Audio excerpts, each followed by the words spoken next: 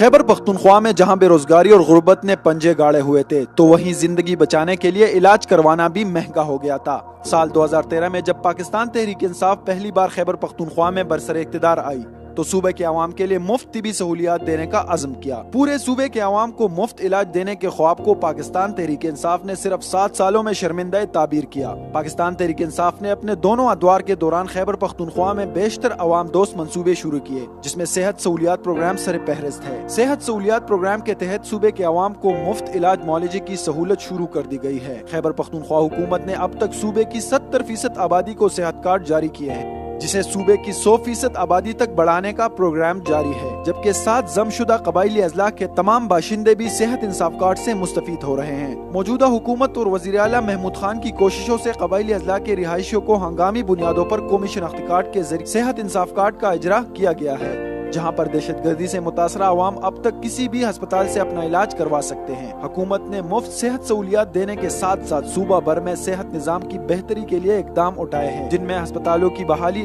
اپ gradation, نئے ہسپتالوں کی تعمیر اور مشینری سمیت جدید آلات شامل ہے۔ پاکستان تحریک انصاف کی حکومت نے اب تک 10,000 نئے ڈاکٹر اور پیرامیڈک سٹاف بھرتی کیے ہیں۔ وزیر اعظم عمران خان اور وزیر اعلیٰ محمود خان کی قیادت میں ملک اور صوبہ ترقی کی راہ پر گامزن۔